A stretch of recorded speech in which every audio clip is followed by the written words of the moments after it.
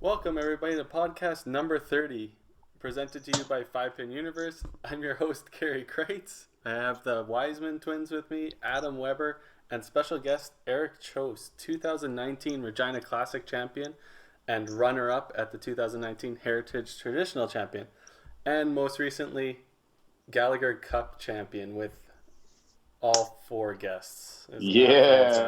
Team J Brains. Team J Brains. So if you guys haven't checked it out yet, it's on YouTube, on Facebook, on the deep WCBT pages. Team Innovator was defeated by jbreigns.ca. I'm sorry. You mispronounced demolished. The final score, I do believe, was 10-3. I did get 2 of those 3 points. I'm just saying. This is a team game. Team game. I did lose 2 of my team points. How'd you guys think it went? I think it was great. I think it was awesome. It was fun to do. It was definitely unique. It was different than I expected it to be because when I read through all of it, I kind of expected like the doubles matches to be running at the same sort of time thing. I didn't really expect everybody or like have like, you know, 2 doubles teams going at once and then like the rest of the team sitting behind them. That was actually pretty cool. I think for some of the older people, the sitting around for a while was, probably not easy. But you know what? Don't get old. I really enjoyed it. It was pretty cool. It was nice to play with people we don't normally get to play. We don't play with Sean Langlois or Matt Harms a lot, so that was kind of neat. No, honestly, I don't think nobody was really nervous except for Erik. I mean, besides his 3 deuces, but Won all our matches in them. I know. You should talk to Captain about that. JB wasn't very happy with you. So no, JB was quite happy. Yeah, exactly. When you threw the 3rd one, he knew that match was locked up. It was probably after like halfway through like the first round of the first game, people start getting into a little bit. It was nice watching everybody and cheering each other on. The only thing I said, like when we were already up 7-1 or whatever, 7-2, and I faced Karie, it was already over. Like there's no point in me even trying. You know, just give a couple of points to those guys. So, but then there's pride too. I mean, like there was pride. There was the trios match that were going on, and it came down to it was a pinfall match, and Team Innovator has 13, 14 strikes in a row. And, Team J Brains comes back and wins it by 2. So, I mean, there's a little bit of pride there. Standing back up. Yeah. That was the one thing. If you ever watched that, I've never seen it at a head pin that Lonnie had kicked back and knocked down the 3-pin, but still up the head pin again. Now, I went back and watched it. Apparently it changed, yeah. No, the video is just too grainy. We were all there. We all seen the actual pinfall. Yeah. I'm sure it's an optical. Like it doesn't look like it in the video, but like we all witnessed it. I mean, look at Lonnie's reaction. He knew right away. Right. It's just kind of an optical illusion because there was such a quick flip of the pins, but amazing. Yeah. Super. That cost that match, right? It did. Yeah, that's great. But it also gave him an opportunity to spare it. So it could have won him the match too. Yeah, we're not all from Northern Alberta. We can't spare 3 pins like that.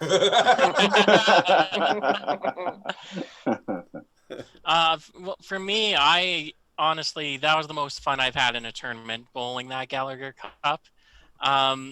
Getting out there with everyone that was on both sides even, it was the most fun I've had easily in a tournament setting like that. I've obviously never got to bowl with Tim on a team, never bowled with Adam really. Most of that team I've never bowled with. I've obviously bowled with Dexter at Nationals for Masters, but getting out there, just a fun event with that many people all close together, it made that Friday just so special. Yeah, it was pretty cool. Yeah, definitely a ton of fun. Yeah, having legends there, not really coaching you, captaining the team, setting up the matches, and then on our team having a chance to play with Tracy Smith, which I'm sure not very many of us ever had a chance for that. That was unreal, playing with a legend in our sport, especially in Alberta. Pretty intense. She seemed like she had a lot of fun. She was she was jacked up for a few matches. So it was very interesting. I'm super glad it ran really smooth. Mm-hmm. Just my only suggestion for next year is that if once the teams are picked, get like a group weigh-in and figure out which team weighs the most, and then give them the dark shirts.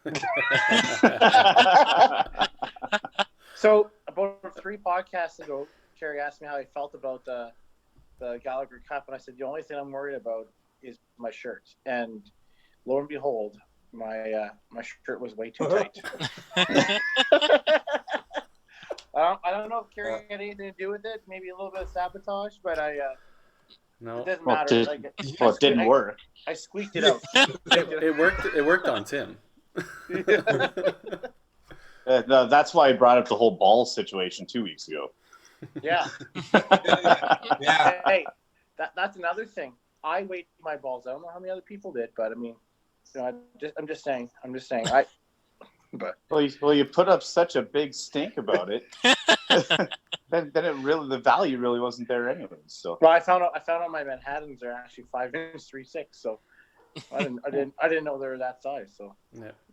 Well, the one thing I definitely want to say is, I wanted to thank both sets of coaches just for proving me right on exactly which set of twins were better, or which set of brothers were better. Yeah. So, because they absolutely crushed you boys. I couldn't hit the side. What am I punched 4 straight times, and it's Scotch Devils. That match is a disaster. It was brutal. He gave me nothing. Like, it was just. You're right. I gave you absolutely nothing. And then, but the piss off is the game before. We're coming up to the very first game, and I buried 2 shots at 10, which I thought were absolute money shots, and they were both corners for us to lose. It is what it is. Bowling is a funny game. We still won. Yeah. Team sport, guys. Team sport. Absolutely. had a chance to listen to a little bit of the replay today, and the commentary was really good as well. Like Shelby and Rob were really good. Really good banter back and forth, and obviously some good technical discussion there as well. I know going into that first match, there was a little bit of nerves because you definitely want to come out and put your best out there for your team and doing all that stuff, and everybody came out and it was like really relaxed. I was actually shocked how relaxed everybody was until about the 7th or 8th frame, and then everybody started kind of tightening up and hey, we're actually in a match here, right? So first match came down right to the end, which was a lot of fun, and second match pretty much came down to the end. Was the same idea, right? 10th, right? Yeah. And then having a 2-2 after the first 4 was absolutely perfect for the format and exactly I think what everybody wanted. Yeah. And thinking it's maybe end 8-5, 7-6, something like that. Yeah. Then we just kind of ran away. Yeah, but in all fairness, there was only 2 matches. The last one in the doubles match with me and Dexter, and then it was out of hand. Otherwise, the last Baker's one and the one me and Dexter were in. Otherwise, everything could have been a coin flip either way. Yeah. It's true. Yeah, there was quite a few matches where you guys closed out a couple matches against us, right? That's and I think it had a little bit to do with inexperience. Like our team was a little bit younger and stuff like that, so you could definitely see there was some nerves coming in there, and all of a sudden guys were pressing a little bit. The one I thought was really interesting, it was the 3-way, the three man or whatever it was, and then all of a sudden it was like Lonnie paid the last 4 frames. Like we were alternating or had like doubles up, and then you could see the captain was like, well, Lonnie's playing the last 4, right? So if he got on a tear, it's a lot easier to keep on going on a tear that way. Yeah. He just didn't have the front part of the game built up for him to enable to do that, right? Yeah. The game was pretty much a runaway by that time. Live and die by that theory, right? Yeah. Exactly. Tracy could have came out and threw a triple, and all of a sudden they're off to the races. And especially in a Scotch doubles format, the other team's just kind of seeing the triple up there and getting a little bit tight, and they're just running because they're actually running frame by frame. They could have worked out really well for them as well. Yeah, could have went either way, and it didn't pan out this time. So maybe next time. Maybe next time. overall, like great, the fact great that, event. Some of the matches we had a little bit of strategy. I don't know if it's like, bad sportsmanship or not, but you know what? We're getting in on a bit of a run, and it's like, pinfall, and it's Bakers. We're not moving, swapping lanes or whatever. We're throwing strikes. We're going to keep going. Put the pressure on, right? I like that. It's strategy. Yeah, it was more of a fun event though, right? There was It's a more little fun when you win. Yeah, but there was a little bit of I don't know, some people weren't too happy with that, but like you said, it is strategy and you guys wanted to win, so that's the way. If you got to do it, you got to do it. We were never too far ahead though. We like at max, I think we're a frame or two ahead. Yeah. It wasn't like we ran 6 frames on you or something like that. No, for sure. Yeah. Carrie, I was going to ask you. So our doubles match, it was me and Gary versus you and Vic. Yeah. I think I was just finishing up the 9th frame. I think at a right corner, and you jumped up right away. And I'm assuming probably that strategy side to go try to throw that strike, put even more pressure on. Yeah. Type thing. That was because it happened in the 6th frame. I think Vic was. I'm not sure what happened. I was still bowling the frame. Gary went up and threw a couple. So then I kind of thought of using the same strategy later in the game. Yeah. And obviously I went up there and I plowed anyways. But same thought process, right? Yeah. Yeah. Yeah, you throw that strike, all of a sudden there's a little bit more jitters on my corner spare in a really tight match. You don't get the strike, and all of a sudden now it's a little bit easier to pick that corner, right? So again, live and die by the strategy. And I was watching it again today, and first thing I thought of, I would probably jumped up there too. I know Shelby and Bob Gallagher thought otherwise. They didn't think it was a good strategy, but of course that was after you threw the head boot. So if I throw the strike, then they applaud it, right? And also, if you listen to the whole thing, Rob's like, "Oh, I should have read my cards. Oh, I should have read my cards." Not bad for first time commentary though. No, very good. It's great. Yeah. Yeah. The cup is a little sticky, so we had to clean it when I have a chance at work. So threw some fireball in it. Celebrated with the cup the way you were supposed to. Exactly. Hey, I think that's good. So if anybody wants to watch that, it is on YouTube page of the Western Canadian Bowling Tour, or also on their Facebook page. Were there any changes you wanted to see, Carrie? I think next year we're talking. Obviously nothing's final yet, but we're thinking maybe doing 10 singles matches for the last round instead. So even if it's a runaway for the first 10 matches or whatever it is, the last 10 can still decide it, right?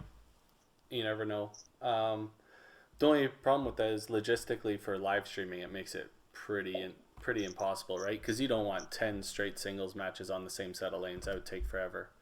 Yeah. But if you could start one match on lane, like let's say it's at lanes 1 and 2, 3 frames in, you start the next match on 3 and 4, and then the live stream can catch the final 3 frames of each match moving over. That may be the best way, and then your commentary can commentate on the last part of each game.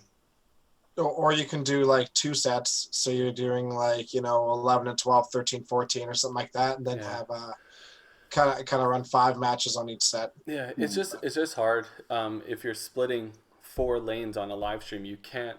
With our current system, the WCBT, we can't put scoring for all 4 lanes on the same live stream. We don't have that technology yet, or the infrastructure to do something like that. Yeah, fair. So the easiest way is to focus on one set at a time. That way we can see the scores, we can see the bowlers, and then we maybe just move it down the line as the matches go on or something like that. But we got a whole year to figure it out, and we don't know where we're going to be at yet. Could be at Heritage Lanes or one of the other host centers, but till that's decided, we have a year to figure it out. So, Yeah. Any other formats that we're thinking, maybe tweaking? Well, I think the trios just took too long. I think that will be going bye-bye. So we'll try and think up some more formats. No taps or anything like that. We want to keep the straight pinfall, the proper scoring, but maybe different ways to accomplish that scoring might be a better way. But I don't know.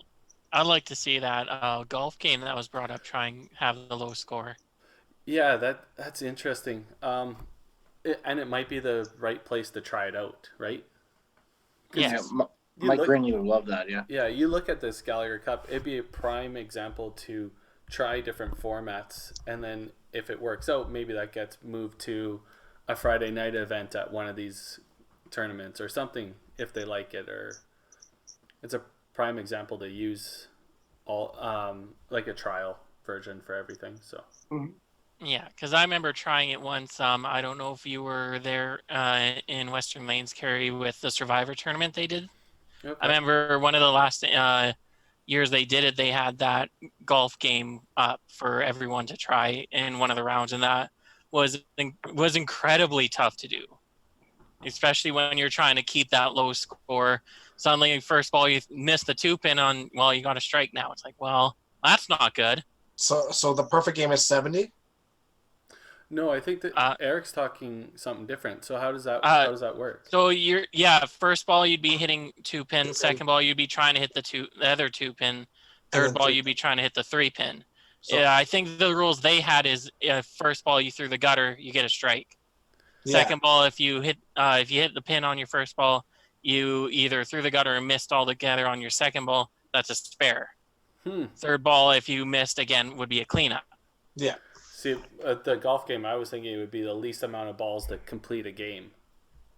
So that'd be a fun one too. Yeah. So if there's still a pin, like say you throw your first ball to head pin, you have to clean everything up. It doesn't matter if it takes you 7 balls, 8 balls, whatever. That would be your score for that frame. So if you threw a strike, it would be a score of 1. If you threw a spare, it would be a score of 2. If you had a head pin and it took you 5 balls to clean up, it would be a score of 5. Yeah, that'd be a good one to run too. Almost like 9-pin scoring. Yeah, kind of the same idea, but it would be unlimited balls till you knock all the pins down. So it'd really suck if you like pick a 2-pin or something. But and it would be more of like a traditional way of throwing as well, right? Still trying to throw that strike and then clean up after that. Yeah, the object is still to get the best score possible, but using a different scoring system to count it. Mm-hmm. Yeah, I don't know. I like the idea, so keep them coming. Listeners, send in ideas if you think you want to see something else in the Gallagher Cup. Keep in mind that the idea is to be the best player, not party games like bingo, bowling, and stuff like that. We're trying to avoid that. We want to showcase the best players at what they're doing, not trick shots. Maybe that'll become a different event. Yeah. Perfect. All right. So I guess we can talk a little bit maybe about the Regina Classic a little bit, because now we got these two characters on here. We got Weber and Kjos. Here we go. I know, eh? the whole sniper thing. We can put this to rest. All right. Erik did not try to get in your line there, Adam. Okay. Not at all. I feel like Judge Judy right now. Okay, so I'm already aware of this. I personally think it's great strategy. We're talking about strategy. It definitely worked. Oh, it did. I'm not saying I wouldn't do it again. Guaranteed. Yeah, guaranteed. No, everybody knew that there's nothing, at least intentional about any of that. So, and who knows if that's what it was? I could have gotten my toe. There's a whole bunch of potentials, right? But I don't know. Coincidentally, I had 0 issues with those approaches until that moment. So, but I know for a fact that Erik would have never done anything like that on purpose. No. That's not his. It's not Erik. So It's just an unfortunate situation, and whether he had any part of it, either way, it's irrelevant, right? So it's over. Yeah, if the listeners don't know what we're talking about, so Regina Classic last year, Erik Kjos was playing Adam Weber in the semifinals on the A side. Yeah. On lanes 5 and 6. 5, 6. Yeah. Getting up to the 9th, 10th frame, Erik threw a couple of huge shots, ended up crossing to Adam's lane a little bit, fist pumping him. It was pretty intense. Adam goes up there. I think you threw the first shot, Adam. Then were throwing for the second No, shot. No, his no, was. It was the and I first shot. still found a way to plow on it. Yeah. Yeah, he was throwing his first shot and ended up sticking and falling down. That's why we call it the Regina Sniper, because it happens more than once at every Regina Classic. And yeah, Adam ended up losing the match to Erik, and Erik goes on to win the whole thing after that. But yeah, like Regina's approaches, you never know, right? There's plenty of times people are sticking all over the place, and yeah, the coincidence of it right after that specific time, there could be a definite correlation, but it wouldn't surprise me if it wasn't related at all. Yeah, exactly. Yeah. Adam's shoes are in the garbage, so maybe that just tells you where that's at. They are now. I ended up literally after I got back that Monday, I ordered a new pair of shoes. So just in case, right? So it's real unfortunate, timing of it all. But there's so many issues with those approaches. Like there's no break really in between. You're walking all back there. People are basically drunk at that point.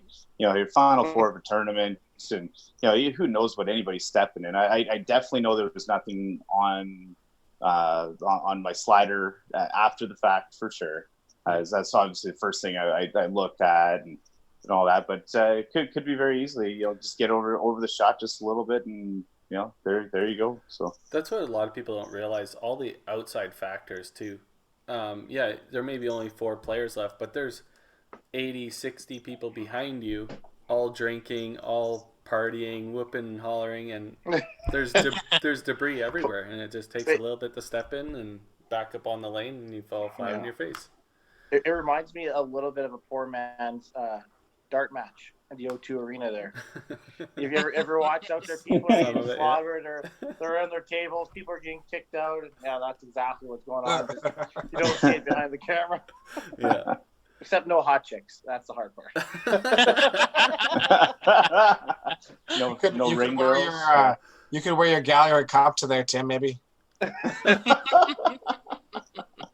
JBS has sponsored me a man bra probably too. It was pretty cold in there on Friday. But I guess with that whole scenario, like obviously with Erik on here, like I have no ill will against you on any of that stuff. I know you would never do anything like that on purpose. Unfortunate timing, just I dealt with it just way most people would, right? So just move on. So. Adam I just know has to you wait. wouldn't have. Adam just has to wait a little bit to win another tournament. Oh darn! Unfortunate. Yeah, because I remember that match because the first game and a half, I was sitting up there right with you, picking up your towel, and then you throw this 690 double at me out of the gun. I'm like, well, maybe just stop being nice to him. Yeah, I never quite understood that either. But I knew you were just sitting there just to sit there, right? You usually do. But handing me the towel is just kind of odd. But no, yeah, like the previous game against, once again, sorry, Joel. When I shot the 1,039 at him, I was doing the same thing. I was sitting up at the chair closest to the lanes, cheering him on the entire way, as we all do. But yeah, you guys are all friends out there on the lanes, whereas where if I can pick that towel up for Adam, I may as well just do it if I'm there. So yeah, no, I appreciate that. Take a hint, man. He's trying to speed you up. Here's your towel. Throw your damn ball. It's a long ways down for him to fall if he does fall. Hey, trust me, I know. I was in the back lounge and I heard this thud, and I thought somebody fell through the ceiling or something. I don't know. Turns out it was just Weber. Did half a push-up that day. I think Tenacious D sang a song about that.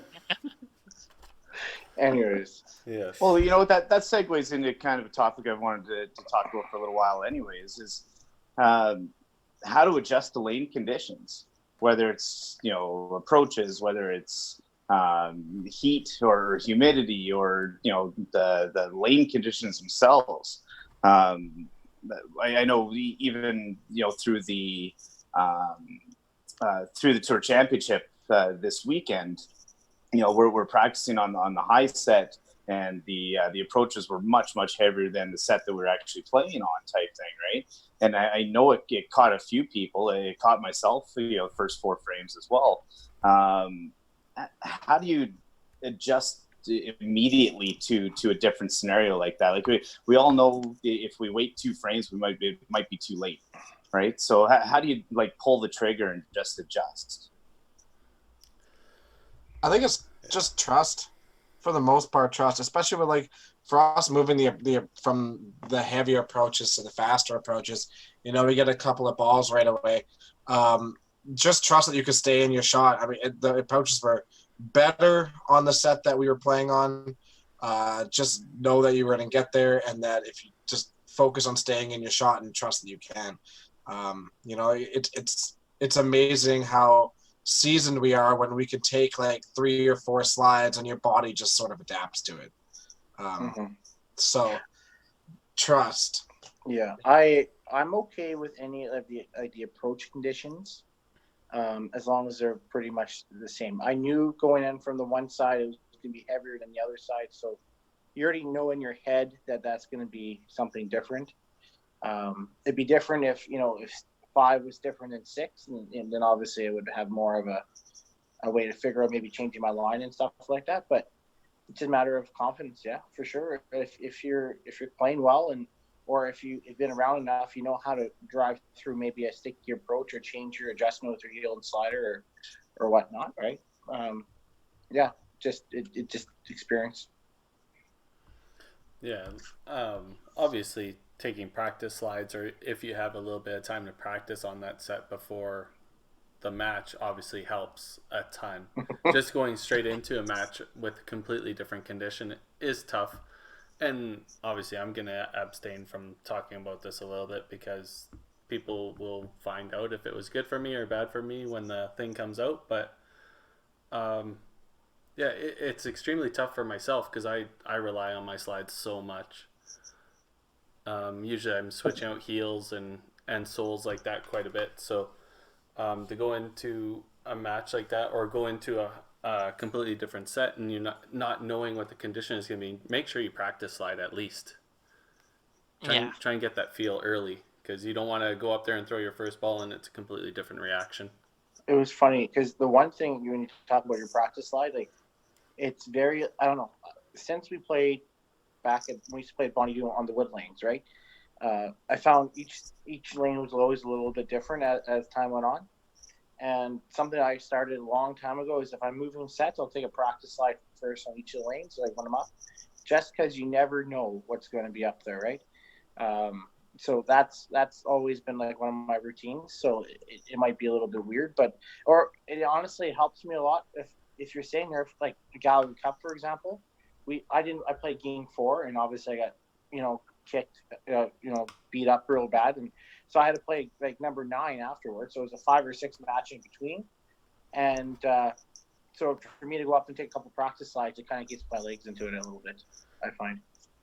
You even go up and practice slide on the lane you're not playing on, even. Well, and that's the thing. You think you're playing a singles match, you think that the guys that do it alternating. You had the better lane. That's what happened. No, the left lane is not the better lane. Clearly not. You guys won all the matches on the other lane. And most of the other ones too. Hey, right? to be fair, we won everywhere. So. Actually, Karie, if you looked at it, we lost game 2 on lane 6. We lost game 1, game 3 on lane 5, and I lost on lane 6. Yeah. So there we go. That's what I'm saying. There's 13 matches, yeah. So I mean, yeah. So there we go. Sorry, what are you saying? it's even. All right. Well, here let me kind of throw a different kind of scenario. So, for maybe the players that are out there that don't have a whole ton of interchangeability, with their shoes, maybe they're kind of stuck on 1, maybe 2 heels, or they don't have the sawtooth, the 7s, 9s, and they're just on 6, 8. Is there any tips or tricks? Say you've got a really slow approach and or maybe the humidity hit the center or something like that. Is there any tips or tricks that you have for helping or to slow down a bowler as well? Yeah, I got one for fast approaches. I usually shorten my first step up quite a bit. I'll make it half of what my original first step is, and it'll just keep me a little bit slower. Mm-hmm. And that seems to help with fast approaches. Heavy approaches, I just drive harder. I don't with your S2, yeah. I guess that'd be a good example of that, just because I don't change anything on my slider shoe. I have the ONeil I use, and then I wear that. I believe it's the Masters slip-over sock with the slide on the bottom. I've never switched off that in probably 11 years now. I've been using that.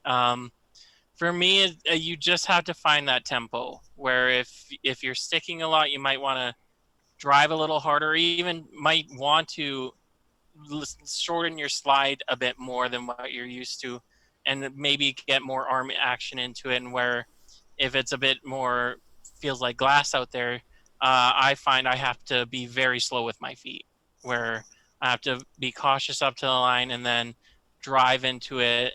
And if I feel something's wrong, I will try and just get as much slides in as I can get, either in practice or even before each ball I throw. You would never notice any change in my style because, well, you guys don't think I do anything. But with a heavier approach, I try to get a little bit lower, just because I feel like I can.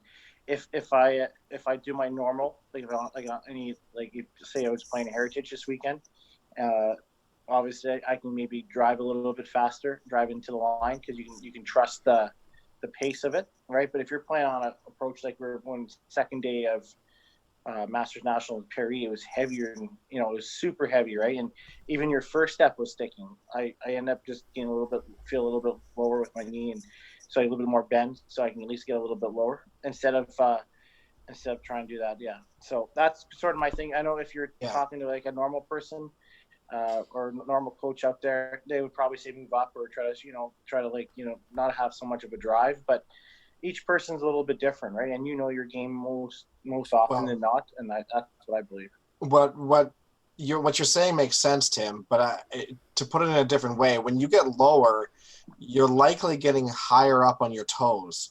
Mm-hmm. As opposed when you're standing more upright, that's going to put more pressure on your heel, right? So that's going to make it harder to slide. Whereas if you get lower, you'll be a little bit further over top of your toes, so you'll be able to slide a little bit more. So that makes sense. I have a hard time adjusting anything with my approaches.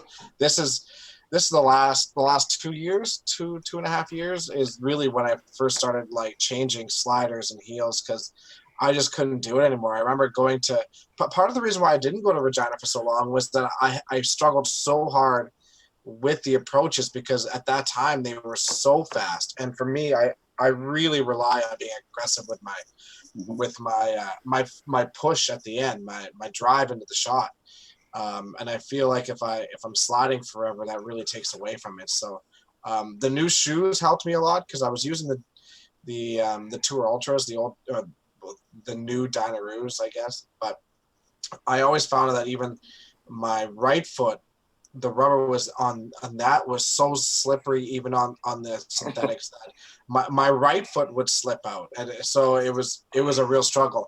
But the new interchangeables, the Storms that I have, seem to be pretty good for that. But yeah, I mean, here I am using an S2 in Bonnie Doon and Sherwood Park, and I'm still sliding probably 5-6 feet. It's but it's good for me because I'm gonna learn, right? Yeah. Well, what about like a foreign substance? Let's say you're sticking. I know a lot of league bowlers will go out there. They'll find some chalk or some powder or something at the lanes. Like I know the one thing that I've always used. Well, I guess basically since I was at a national in Winnipeg. And I was coaching a bunch of kids, and all of a sudden, humidity hit. And within probably about a 2 or 3 minute span, we had 8 or 9 kids go down over the foul line with like seconds. And I still remember Rob Shanis, because it was at his center there, came around to every set and just brought a piece of chalk to every set, right? And all of a sudden, I started using chalk on there, and I found chalk to be just a very smooth slide. Yeah. It stuck around a little bit longer than, like a powder or any of that stuff. Some of the powders will gum up, especially the new approaches, which will actually make it stickier once everything hits. But the chalk just seems to be really smooth and consistent. So that'd probably be my recommendation on, little minor tweaks, right? Or maybe don't have all those interchangeabilities, within the shoes. And I know for myself at Heritage this week, I knew I just needed to slow down just a tad so I could drive in.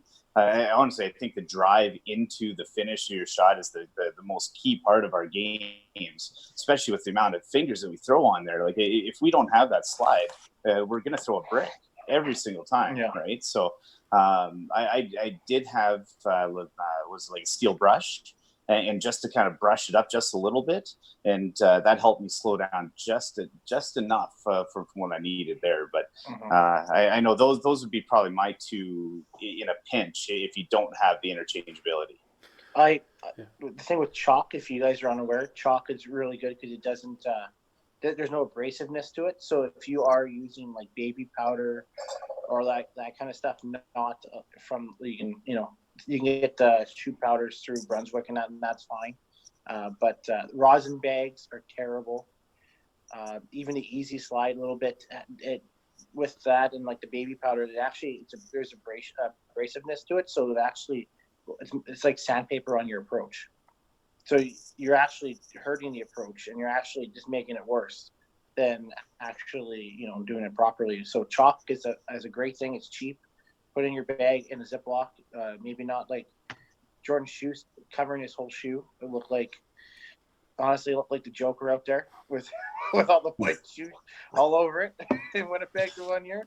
But it's a great thing, and just make sure you use the proper stuff. There's a lot of uneducated people that don't understand that. So chalk is good. Yeah, usually from what I've seen the guys using chalk, it doesn't come off either. Like, it doesn't come off on the approaches and affects other people playing either, right? So it's definitely a good option.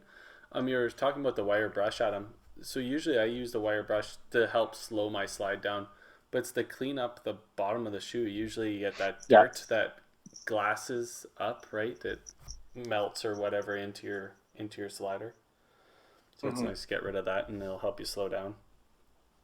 Well, and honestly, I think with the new approaches at Sherwood, like there's going to be a lot of people going to be asking for solutions because they're so quick. So the wire brush is what I've had to use at least the first couple times practice there. It gets rid of some of that sawdust that's still kind of stuck in there too, right? So. Yeah. Well, we have that solution. We've been selling S2s and S4s for all summer. So. For all those people using those leather heels, you might have to go back to rubber heels for a little bit at Sherwood. Yeah. I'm hoping it breaks in. Honestly, it will. We had all my seniors in there. I was like, you better watch out. Like, take a couple practice slides. Oh, I'll be fine. I was like, okay, well, yeah. Please read the warning on our monitors before you. Bullet own risk all over the center. That's right. Well, what about the actual lane conditions? Like heavy or not heavy? There's like super oiled versus super dry. Little things like that. Is there any kind of initial tweaks that people can kind of look to and then just kind of play around with it after that?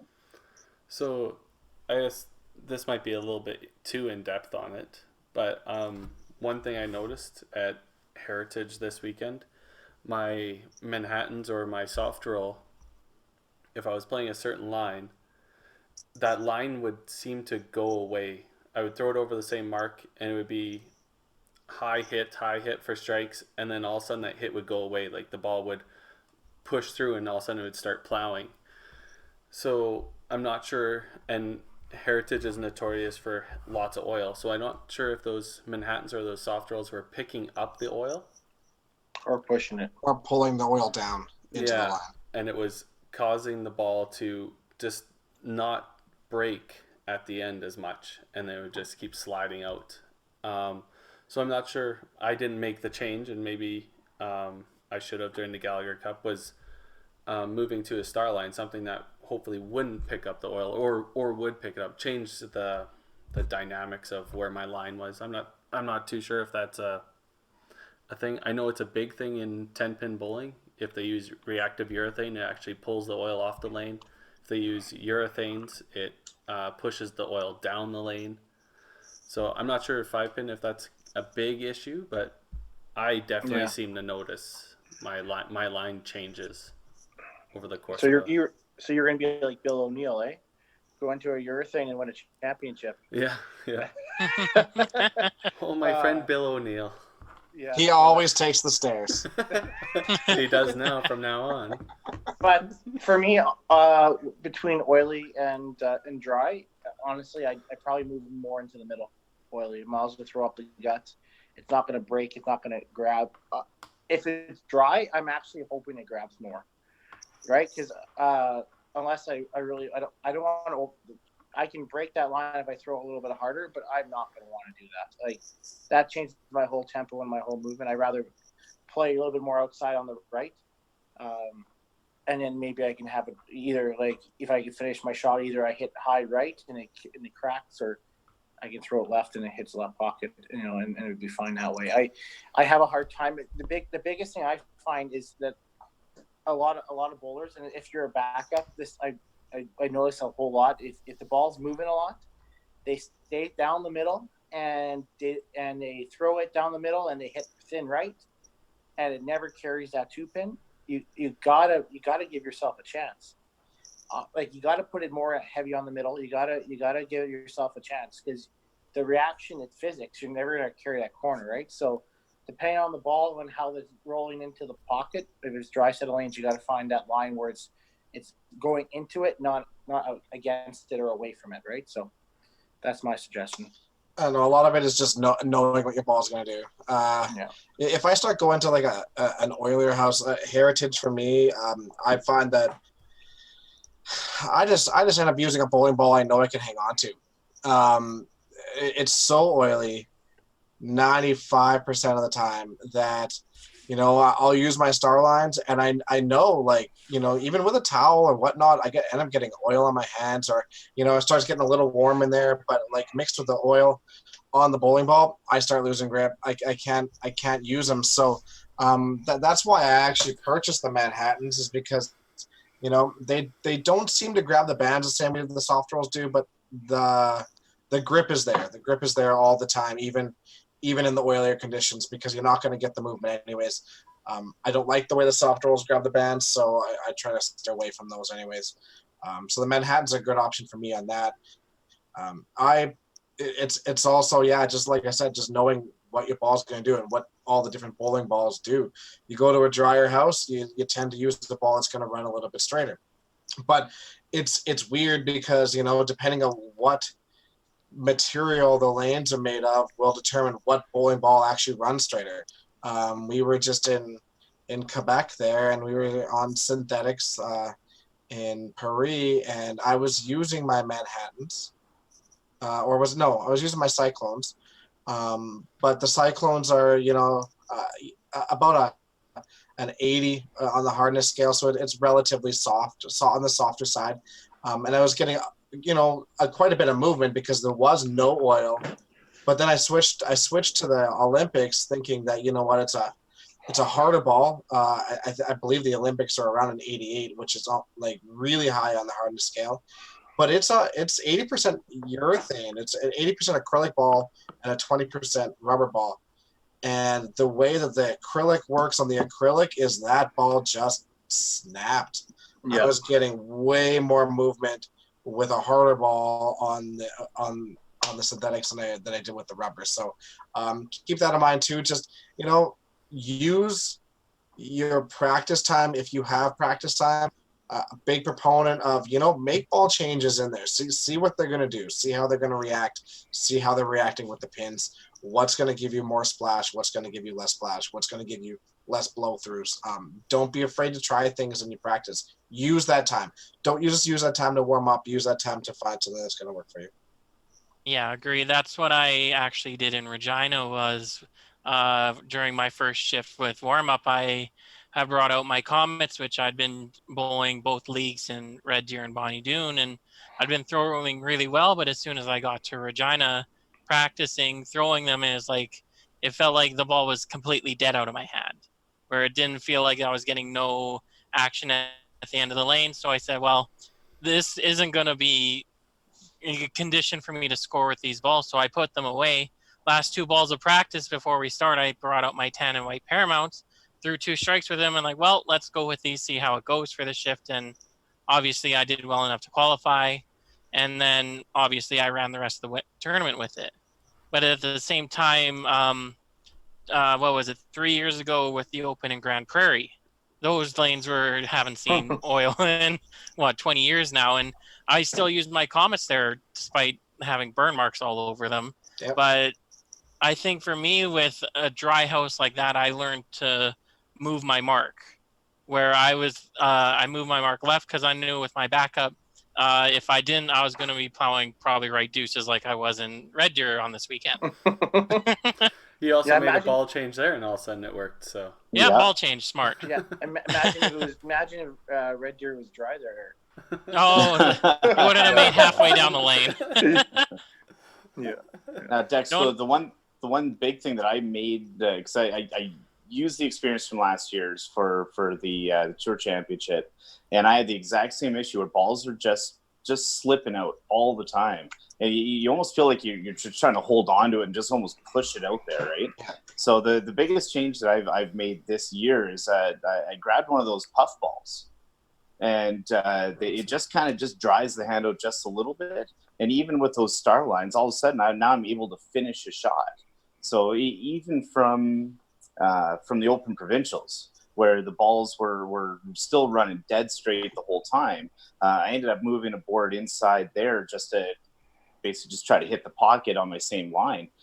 This weekend, I was still playing my normal shot that I was playing at Sherwood last year with lots of break, but all of a sudden now you can finish a shot. Yeah. So if you are having issues with balls slipping out, and especially at like a national event now, where the humidity always seems to be there and it's just a little bit warmer out there, everybody's sweating a little bit more, try one of those puff balls, and you'll probably be amazed with just how much more fingers you can still finish a ball. Yeah, I think it's something I'm gonna try, but I want to try it beforehand. I want to use it on a relatively regular basis. Yeah. It's just not something that I've ever really trusted.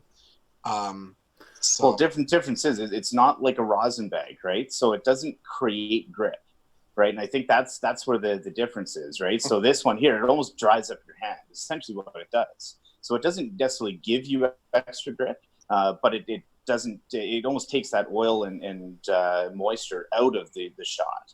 Whereas rosin actually just gives you that extra grip, right? Which to me is useless, right? You start overthrowing shots. To me, it makes no sense. So this one here, it's almost like having sawdust on your hand, right? Where it's just going to dry everything up, but it's not giving you any extra grip. All I saw was that you had a baggie full of white powder, and that's all. And you had to go back every ball for it. Not illegal on tour. No drug test. Not yet. Yeah. You make your weigh your balls, but they won't do a drug test. I see how that works.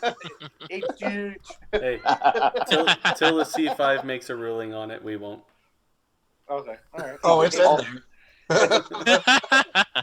I'll be retired by the time that happens. Performance enhancing drugs. Okay, yeah. Hey. Yeah. Might as well move on to our special guest questions. So, Erik, first question, bowling mentor. I had a few growing up. Obviously, when I was young in YBC, not to toot Carrie's horn, but he was the kid in YBC that was top notch in Wetaskiwin. So he was one of them that was I looked up to when I was young. I don't know if he ever remembered me when I was like 5, 6, 7. But he was the kid I remember. I think I was bowling on what was at the time 1 and 2. Karie was on 7, 8, and he shot a 400 over there in YBC. And I remember watching that. I was like, that just blew my mind. I've never seen someone throw that well. So he was a big mentor growing up, if he knew it or not. Mark Johnstone, I remember doing travel league with him, going around on his team with him. I believe it was him, Quentin Bolstad, and I believe his brother Erik Bolstad, or no, Erik Alberg. Sorry, Bart Bolstad. No, I can't remember his name. I know Ryan Alberg or Evan.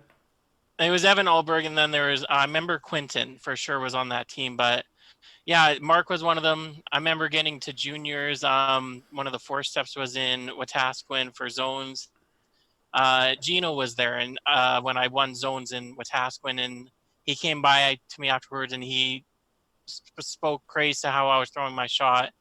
To have someone that everyone talked about in Wetaskiwin in the adult leagues. Then when I got into the adult leagues when I was about 14, there's a couple local bowlers that I always loved to talk with. I don't know if Karie remembers him, Archie Larson. Yeah, him. Just people like that. Obviously, my mom was the one that pushed me, so she was always one I was watching when I was growing up and wanting to try and be steady like her. Obviously, that never came out from me being steady and calm on the lanes. But yeah, it was a lot of the local bowlers for me. Another 2 were my 2 coaches, Sandy Anderson and Gallagher. Gallagher, when I was quite young, I remember doing all the practices with him, doing Mark 10. And then when I got older, when Gallagher went to Stettler, Sandy was doing it, and she really instilled the competitive side in me, wanting to not view bowling as, oh, it's something you can do on a Monday. It's, I want to be as best as I can at this sport. Awesome. Very good. Well, thank you very much for adding me to that list. And I do remember you, because I remember playing in a travel league with you. And I think I might have coached one of your teams when I was out of YBC. I believe so, yeah. I remember you coached one of the YBC for 1 year, I believe. Yeah. You were a coach on my league. Pee-wees? No, I believe I was late junior, early senior when Karie coached it. So, Erik, your favorite tournament? That's a tough one. For me, honestly, I'm probably one of the few but my favorite that I look forward to every year is the Open Provincials. Getting to bowl with everyone out of Central on the team, and then getting to compete against everyone from across the province. We've all made friends from every single zone. We know each other so well. It's just the best weekend I can imagine, getting out there and bowling with everyone. It obviously not every year you're not going to win, but well, maybe if you're Adam, you always win singles over Tim, but you never know. But yeah, that one's obviously one of my favorites. The Regina Classic always feels like a little mini vacation. It probably helps that I've always done well there. I've made 4 of the last 5 cuts there. Honestly, all the tour events right now, they all feel like a favorite. It's hard to pick any one of them as a favorite. Obviously, TPC is special in my heart, where first perfect game, despite me never making a cut at that tournament. Not once in, I think, 8 years I've made a cut there. But you've made more money than a lot of people have. So. That's exactly true. So yeah. I still remember being in consolation with you, or you were available for consolation, and you looked at me and says, "That's all right. I think I made enough. You guys can have the rest." That's exactly. As we go play consolation, didn't even play it. No. I'll give someone else a chance, I guess. Awesome. So your toughest match? Toughest match. I've had a couple really tough ones. Obviously, Adam. That was incredibly tough in Regina trying to beat him. Like I said in my interview for the magazine, just knowing that, okay, if I have to lose to someone, Adam is perfectly okay for me to lose to, just from how on top of his game he's been over the last however many years. I've had a couple tough matches against Karie in Bonnie Doon. One particular one I remember was my first year there. I just moved over to my new line, throwing up the right, and I think me and Karie shot 360 to a 350. Another tough one was actually my dad in Wetaskiwin. I think he started strike spare, and then he ran a 6-bagger, and I was running a 5-bagger right with him, and it ended up being 369 to 359. Yeah, in Wetaskiwin, that's the house that I remember everyone that left it was always like, how do you still average decent there? And it's like, oh, I don't know. Obviously, couldn't average anywhere else at that time. But there's a couple more like that here and there. But those are the couple that really still stick out to me for sure. So what's in your arsenal? What shoes are you using? What bowling balls? I have the SSTs I got when I was 16. I've been using them since. I do have a second pair of shoes of Storms that I bought about 3 years ago. I was using them mostly in Bonnie Doon, just because at that time with my slide on my SST, it was too fast for me to go to that the Storm shoe. What helped me stay slow. And then for bowling balls right now, I obviously have the tan and white Paramounts. I got them when I think I was 13, so I can't remember their size or weight anymore. I have a green, purple, and white Paramount. I have the purple and orange Comet. I have as Victor so termed them, was my puke Starlines that I just bought. It looked like puke going down the lane, according to Victor. I'm like, well, it looked like puke, but it was scoring in Red Deer, obviously. So you custom ordered those, right? No. 2 weeks before the end of league, I bought them just off the wall in Red Deer. Okay. Yeah. He must have got like a limited run of them, like Shelby. because that's a color scheme that's never existed. So you can custom order some bowling balls, but yeah, that's a color scheme I've never seen. It's never been listed anywhere. So that's neat. Yeah, I saw them on the wall. I thought about it for half of one of the nights of the league. I talked with Gino. He gave his opinion on them. I'm like, well, I've been struggling so hard in Red Deer the last couple of weeks. I may as well try them. I think I threw one night of league with them, threw okay. Threw a 392 in a practice with them for the Open. And then when obviously I got to the traditional, I threw quite well with them. So, how many 2-pins have you picked with them? 3. Love the Gallagher Cup. And what's on your bucket list, Eric? What's the one thing, if you were only to win one event left, what would it be? That one's pretty tough for me. Obviously, I've accomplished far more than I thought I would by my age with what I've done, but I still would like to make a singles nationals, either Masters or the Open. If I had to pick one, I believe I'd have to go with the nationals, just as I feel like that one would be tougher to make to just how deep our talent pool is when we bowl Masters. Masters, yeah. Okay. Yeah. Just how tough it is to make it there. Like, I remember the one year I made the team going into the last set. I know it was down to me and Tim basically to make it there. And I was so incredibly nervous. I felt like, do I want to make my first nationals as a single, or do I just want to go as a team? And obviously, I couldn't just try and make the team. I wanted to make that single because you never know. It might be a Gino and never make that singles. Yeah.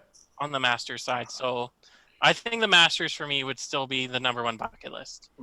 The 6th event was at Toppler, and Yeah.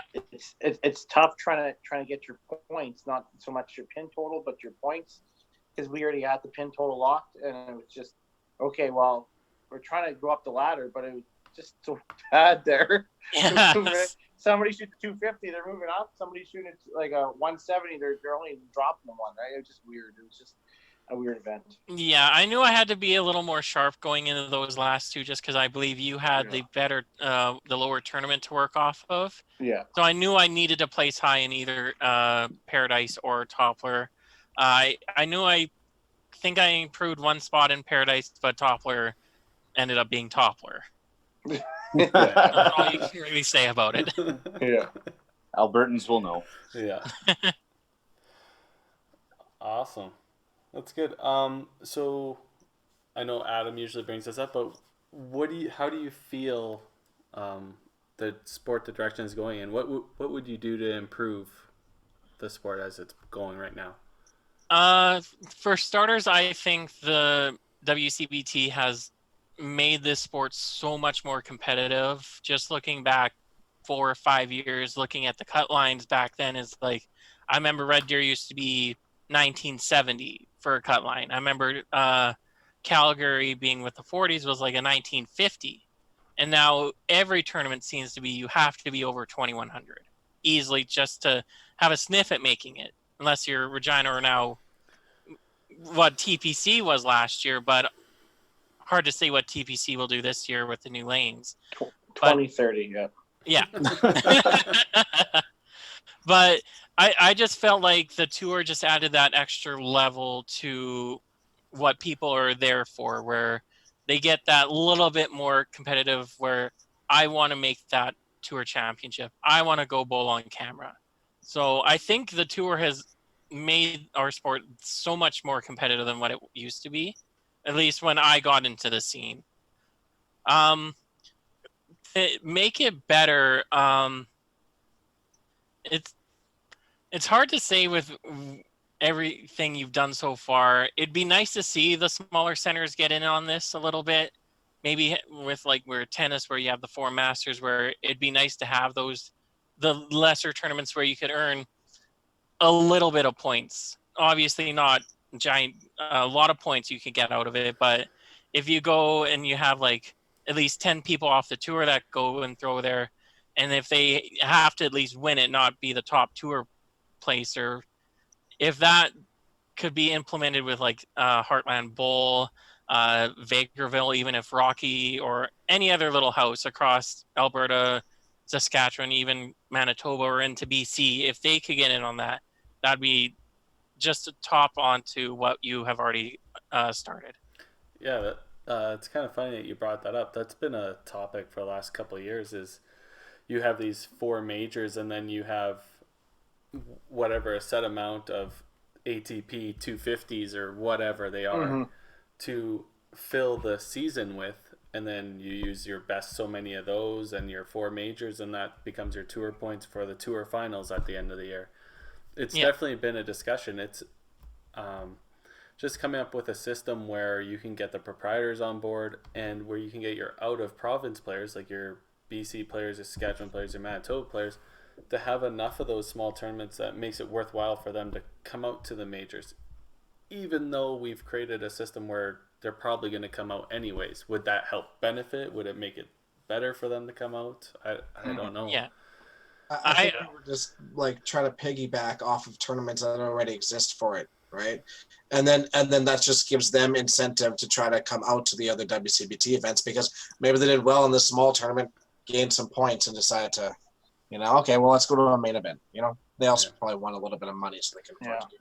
Yeah, and I think it would also, in the long run, probably help some of the smaller centers with these tournaments, because you might get an extra 5-10 bowlers going out to them, where you might get some of the people from Edmonton, Sherwood Park, going out to Vegreville, some of the southern people out of Calgary, if there was one running like Medicine Hat or any of the smaller houses around there. If you get those couple more bowlers, that's just more people in their house. So yeah, then we might see that the smaller centers actually start pushing the WCBT a little bit more, because of their involvement. That being said, I mean, I think our social media presence is pretty decent for the most part, being like all 4 events or the WCBT. Between the 5 entities, it seems to be constant state of mind. Yeah, it'd be kind of neat to have like you have those tour points for those small events, and then the winner gets a spot at the next major, wherever it may be. They would have a free entry into that or something like that. Yeah, or that's built into their prize fund somehow, so that $200 somehow, some way. Yeah, I the reason why, honestly, I've never played Bakerville. Apparently, I'm playing Stettler this year because I got told. So, thanks, Mark. But I don't play these other events because, well, first of all, we have pretty heavy workload over the year. But we play 3 master weekends. We play, let's say, 2 open weekends. We play 4 tour ones, right? So you're already looking at 9 big weekends already, right? And then if you make nationals are in there and the tour finals are in there, so you're looking 13 weekends out of 52 right already, right? I am not that enthusiastic of a bowler to play every event like that. But I'll be honest with you, but I'm not saying it's a bad idea. It could very well be a growth of the event and growth of bowling. I know in Grand Prairie, Gerald Hafner, one of the new proprietors up there, has already talked to us, and he's going to run TPC satellites for us. He said, my bowlers need to go out of our center, and we got to do something. So how do you want me to do it? I was like, any way you want to collect $200, that's up to you. And he's like, all right, I can make some lineage off it. Like, whatever you want. So he's going to make some lineage off it. His bowlers are going to be happy. And maybe that's something where, like, back in the day, I've always thought back in the day, maybe not with the tour thing, but you had the TSN where you could just buy into the main event, show up, register, do that. And then, or you could qualify in your center, right? And maybe down the road, if there was some proprietors, I don't think everyone would be involved, but maybe that could be an option as well. Well, I think it'd be easier to get sponsors if you had 4 majors and then you had 15 smaller tournaments. You could show a sponsor, like, this is how many weekends we have tournaments going on. Like, this is how much exposure there is. Like, it would be a lot easier to grab sponsorship that way if you can prove the audience level, right? Yeah. And I'm real similar to Tim as well, right? Like, I love the concept. I'm not just necessarily sure, at least probably in the infancy of it, that maybe WCBT points would be allocated type thing. Let's face fact, guys. Like, we're not pros. Like, we have other jobs, we have families. There's only so many weekends that you can devote to bowling. And like I said, there's 14 or 16 weekends that we've already kind of devoted to tournaments already. Plus, the vacation time. Like, at some point we need vacation from our real jobs, right? So it's I love the concept of maybe build in an entry into TPC or an entry into the autumn, right? Anything like that as part of it, and we can definitely build the WCBT kind of cross partnerships in that side. I don't see the especially at least just having just our tour in the West. I'd say if we had a tour in the East at the same time, and they had access to getting points allocated on that side of it as well, at least it gives the Ontario players that are coming over at least a fair shot at those points, right? Yeah, and I think also it would have helped because, like, obviously with us being being close to Robert, we try and support his tournaments in Heartland Bowl as much as we can. But last 8 years probably I've been going to his pins game that he has, which obviously I thought helped me prepare a little bit more mentally for the Tour Championship, because I've bowled a pins game every year for the last 5-6 years now that he's run it. And then for his tournament he has in March is a scratch handicap no tap. The YBCers out of these small houses see someone like me come out and throw, and they're like, oh, that guy's really good. I kind of want to watch him, because I remember bowling a young girl out of Stettler in the pins game that was there in November, and I came close to losing to her because that's how a pins game goes. But she was incredibly nervous bowling someone like me just because everyone hyped me up. Oh, this is Erik. It's Erik. It'll be tough to beat him, and then she's up 5-2 on me, and I'm almost knocked out in the first round of it. And I came back and beat her, and she was upset, but I ended up pulling her aside, talking to her like, "You can't be upset. You almost took out someone that is at the top of the game right now." So it creates awareness more than what a lot of people will realize, just because these smaller tournaments in these smaller houses don't get those high scores usually. Yeah. I think what you might see is you might see a lot of call them like local pros supporting that region a little bit more. Yeah. Like I try to get out to everything that Sherwood does because it's local. It's a Sunday morning. It's 2-3 hours. I can still spend the rest of the time with family, do all that stuff, right? But for me to drive to Vegreville or me to drive to Stettler and to spend that extra time, I'm taking a weekend away essentially from my family time on top of everything else, right? So it's trying to find that balance. Or I totally would. Like I'd love to go, support Heartland as much as I could, or the Vegreville, or even up to GP now. Like I'd go support Gerald as well, right? It's tough because there has to be a financial side of it as well, on top of that quality time with your loved ones, right? It's a real tough balance. I hate to say it too, and you're not going to get that financial stability till there's big sponsors involved. So somebody has to bite the bullet, and I think there's quite a few people that have committed to playing all 4 majors and playing the Vegervilles, playing the Heartland Bowls. Hopefully there's enough there that eventually it'll catch on and the sponsorships will start coming in. It's just, you have to keep pushing till it happens, or it folds, right? And like Adam said, you definitely have to find a balance, but there has to be some sacrifice too. The reason why I don't play Vegreville, and I'll be honest with you, it has nothing to do with the event. Since social media's come on, some of their events are packed. I just don't want to play a 12-game shift with 6 on a lane, manual scoring, and it took them 15 hours to get through.